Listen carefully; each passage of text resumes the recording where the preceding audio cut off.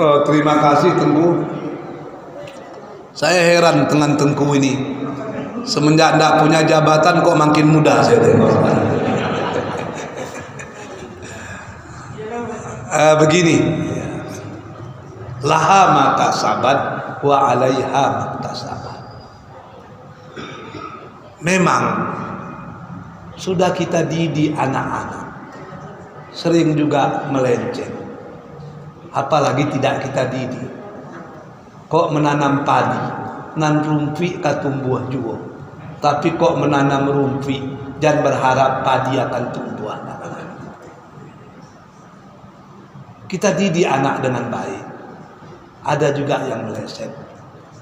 Tapi yang paling penting, pendidikan yang kita ajarkan itu sudah menjadi kewajiban bagi kita. Begitu kita lakukan, lepaslah kewajiban itu. Ketika di akhirat nanti, kalau Allah bertanya, kita sudah punya jawaban. Saya sudah lakukan, tapi takdirmu berlaku lain. Jadi kalau kata orang Minang lama itu, apa katanya?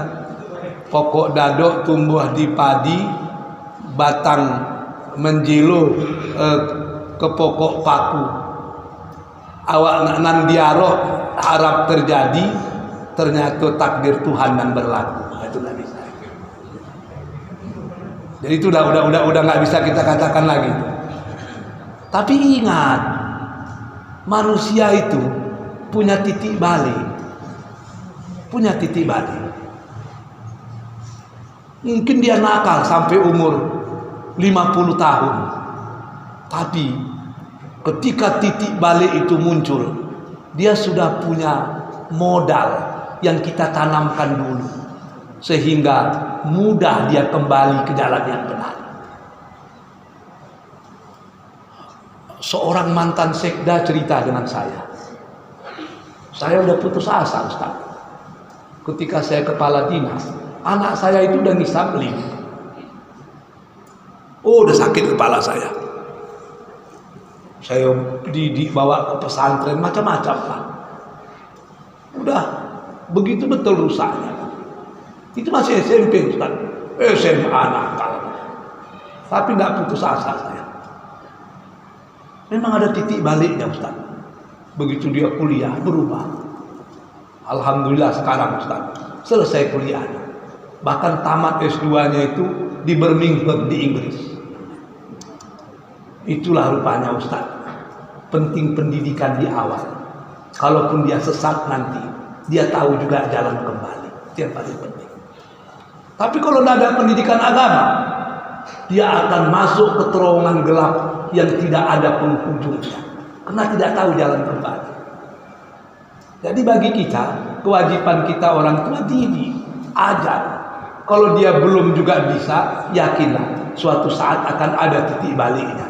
Dan dia akan kembali, sebab dia sudah tahu kemana dia harus kembali. Anak-anak kita kecil-kecil kita bawa ke masjid, SMA nakal, kuliah nakal.